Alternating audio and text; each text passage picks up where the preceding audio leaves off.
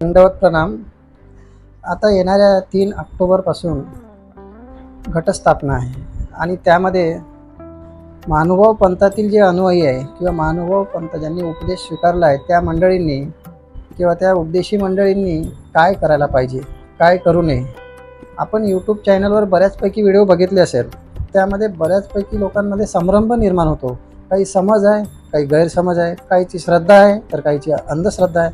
परंतु या कालावधीमध्ये जे 9 दिवस दिलेले आहे, स्वामींनी ज्या 9 दिवसाबद्दल महानुभाव पंथातील अनुयायांना जे सांगितलेलं आहे की काय करायला पाहिजे, काय करू नये, त्यांनी जो दिलेला विचार आहे तो कसा काय आत्मसात करायचा आहे आणि आपण तो कसा उपयोगात आणायचा आहे, तो महानुभाव पंथातील प्रत्येक सद्भक्त, प्रत्येक पंथ उपदेशी मंडळींनी तो स्वतःच ठरवायचा आहे। कारण तत्कालीन परिस्थिती अशी होती की ज्यावेळेस जालन्याच्या लीळामध्ये स्वामी गावाच्या बाहेर निघाले होते, कारण त्यावेळेस सुद्धा स्वामींनी इतर धर्मातील जे लोक आहे की जे लोक त्यांचा जो धर्माचा प्रसार करतात किंवा त्यांच्या धर्माचा जो काही विधी वगैरे असेल, त्यांना सुद्धा धार्मिक स्वातंत्र्य दिलं होतं। आज भारत स्वतंत्र झाल्यानंतर जे संविधान निर्माण झालं त्यामध्ये कलम 25 ते 29 मध्ये याचाच उल्लेख आहे का ज्याचा त्याचा धार्मिक प्रसार करण्याचा, कोणताही धर्म स्वीकारण्याचा, त्यांचा धर्माचा सण उत्सव साजरा करण्याचा अधिकार ज्यांना त्यांना आहे। पण हीच बाब स्वामींनी त्या तत्कालीन इसवी सन 1200 मध्ये त्याच कालावधीमध्ये आपल्या समाजाला सांगितलं होतं की तुम्ही तुमचा धर्म जो आहे तो तुम्ही करू शकता, तुमच्या धर्माचा आनंदोत्सव साजरा करू शकता। परंतु स्वामी जेव्हा जालन्याची जे लीळा आहे त्यामध्ये जे उल्लेख केलेला आहे लीळा चरित्रामध्ये की स्वामी नवमीच्या दिवशी गावाच्या बाहेर गेले होते, त्या पाठीमागचे कारण काय असावे, तत्कालीन परिस्थिती काय असावी, याबाबत जाणून घेणं खूप महत्त्वाचं आहे।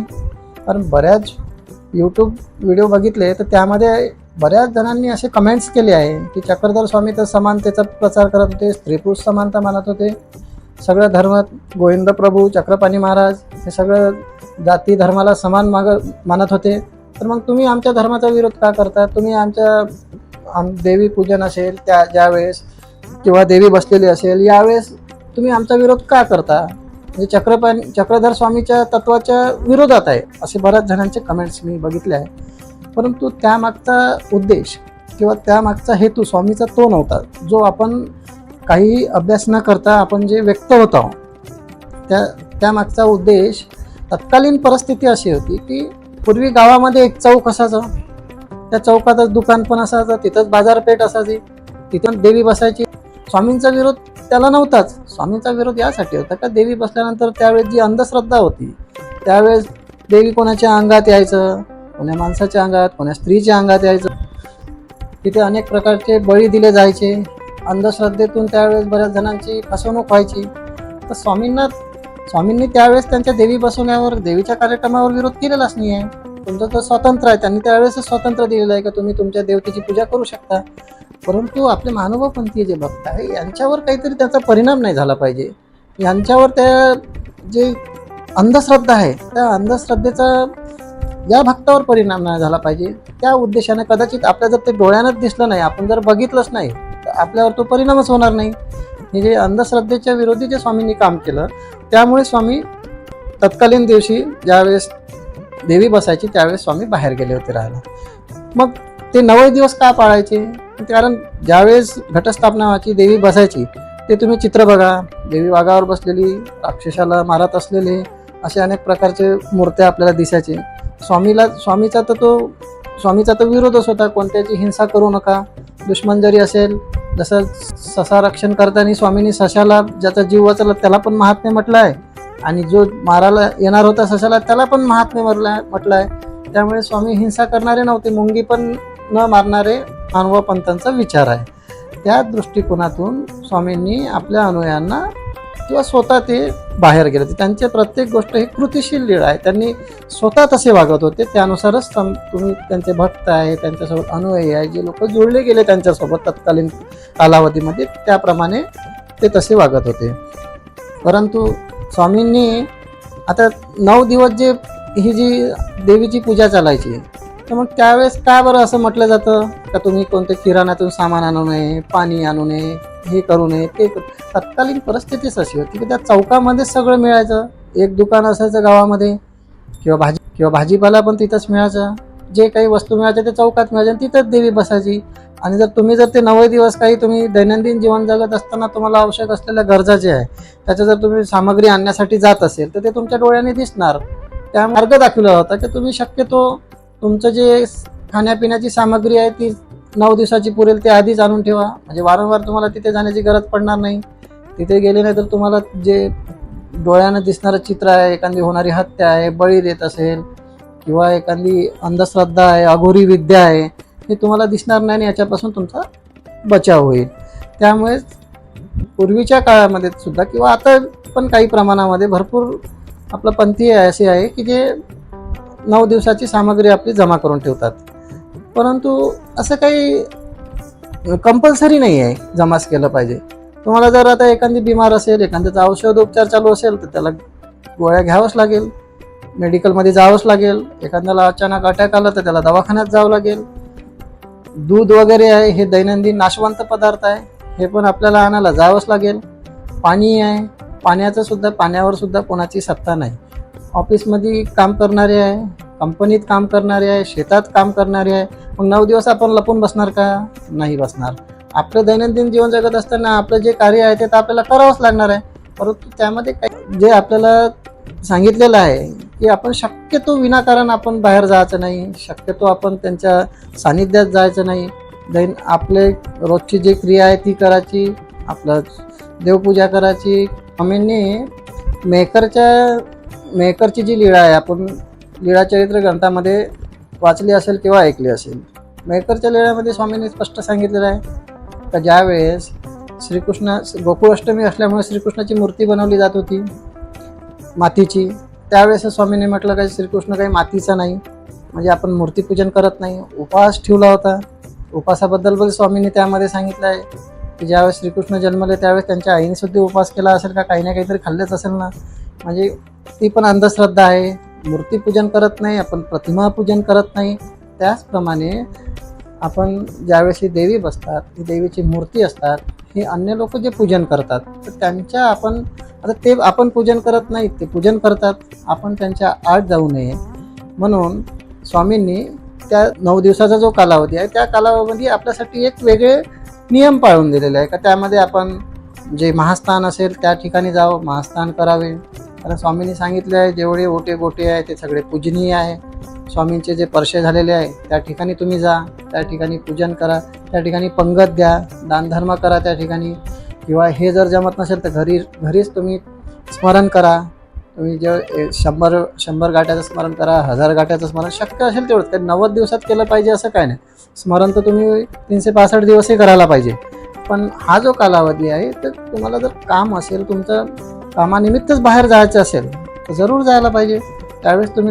त्यावेळेस तुम्ही काम सोडून घरात बसणं हे चुकीचं आहे. आपण आपल्या कामाला प्राधान्य दिलंच पाहिजे. शेवटी तुमचं कर्मच महत्त्वाचं आहे.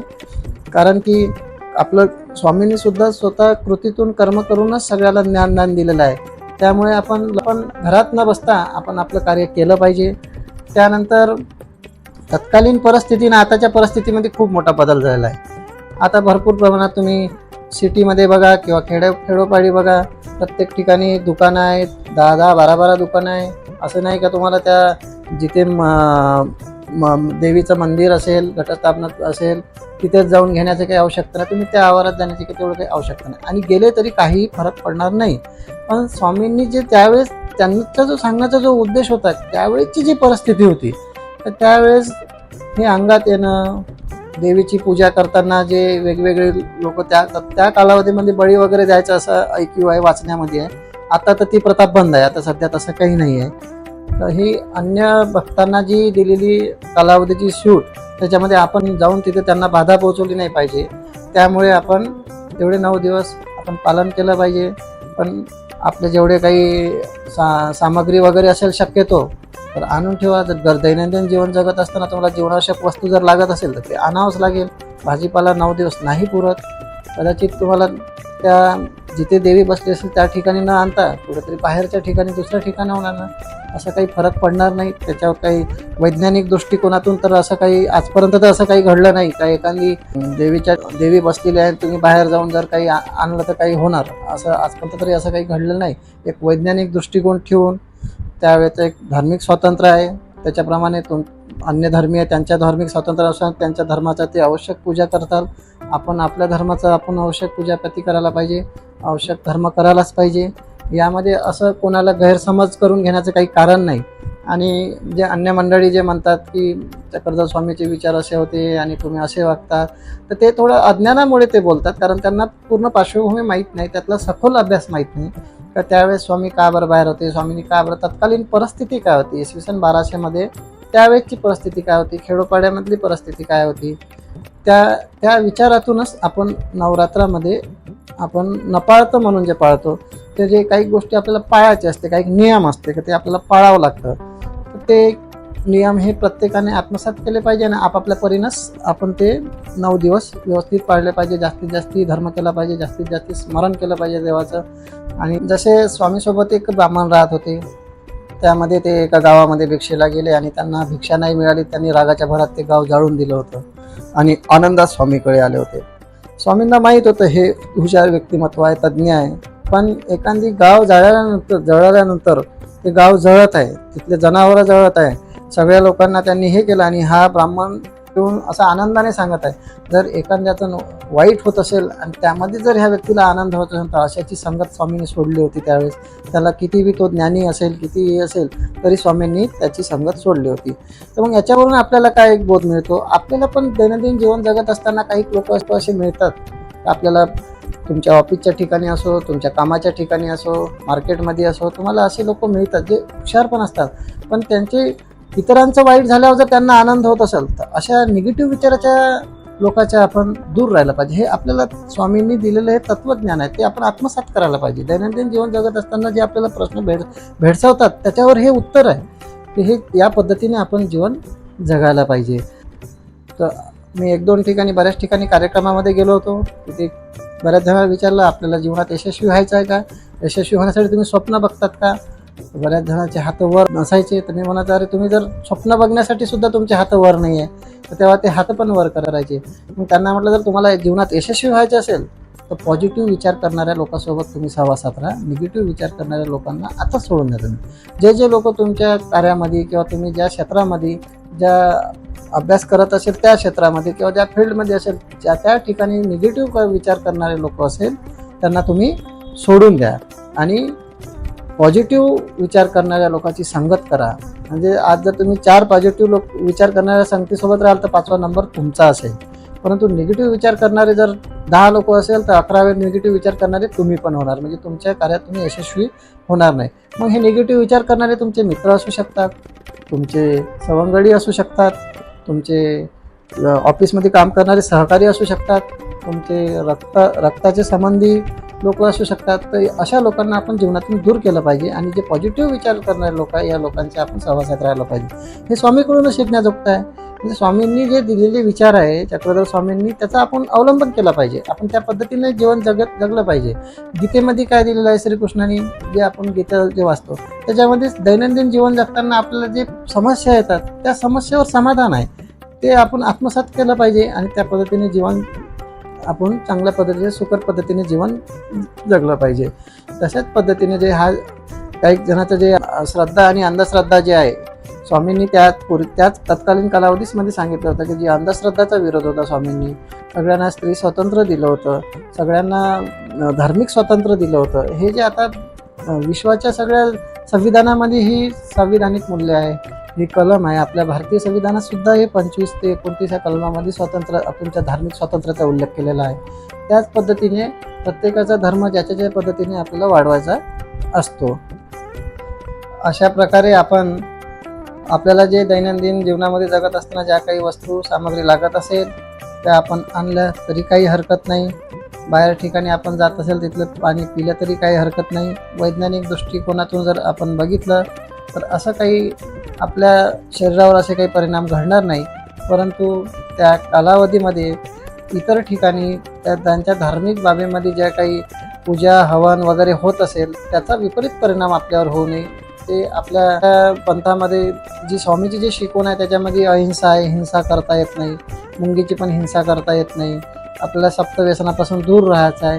ह्या कोणत्या वाईट सवयी असेल याच्यापासून दूर राहण्याचा तो हेतू असावा असं वाटते. म्हणून कदाचित स्वामींनी आपल्या भक्तांना या कालावधीमध्ये जो त्यांचा जो सण उत्सव असेल त्याच्यापासून आपल्याला फक्त दूर राहण्यासाठी सांगितलं आहे. आपण शक्यतो जवळ जाऊ नये, गेलो तरी ते त्यांचं जे काही असेल ते आपण आपल्या याच्यावर कोणता जीवनात परिणाम पडू नये म्हणून कदाचित आपण तो बाहेर राहून आपण आपल्या स्वामीची भक्ती करून आपलेच विचार वाढवून आपण तो तेवढा कालावधी अशा पद्धतीने व्यतीत केलेला पाहिजे. यामुळे काय होईल की इथून पुढे जे नवीन काही प्रश्न निर्माण होणार असेल ते होणारच नाही. तुम्ही जर तिथे गेलेच नाही, बघितलेच नाही, तर तुम्हाला जो तुमच्या डोक्यात जो येणारा विचार आहे ते तुमच्या डोक्यात तो विचार येणार नाही आणि त्या बाबतीत तुम्ही विचार पण करणार नाही. नाहीतर आपल्याला विचार पडेल तिथे कोणी कोणाच्या अंगात येत असतं, कोणी नाचत असतं, प्रकारच्या तिथे विधी असतात, कोणी होम हवन करत असेल, तर जे आपल्या स्वामीच्या विचाराशी पटण्याजोगते नाही का. जे त्यांनी जो वैज्ञानिक दृष्टिकोन दिलेला आहे, त्यांनी जो अंधश्रद्धा निर्मूलन, त्यांनी मूर्तीपूजन मान्य केलेलं नाही, मूर्तीचे पूजन, त्यांनी ज्ञानाचं पूजन करायला सांगितलं आहे. त्यांच्या अंगी असलेलं जे ज्ञान आहे, स्वामीकडून परमेश्वराकडून जे मिळालं ज्ञान, ज्ञानाचं पूजन करा, ज्ञान पूजनीय आहे असं स्वामींनी सांगितलं आहे. त्यामुळेच आपले मानवपंथीय अनुयायी जे आहे ते त्या कालावधीमध्ये आपण नपाळतं म्हणून अशा काही गोष्टी ज्या आहेत त्या आपल्याला पाळावं लागतं आणि तेवढा कालावधी आपल्याला अशा पद्धतीने साजरा करावा लागतो. धन्यवाद.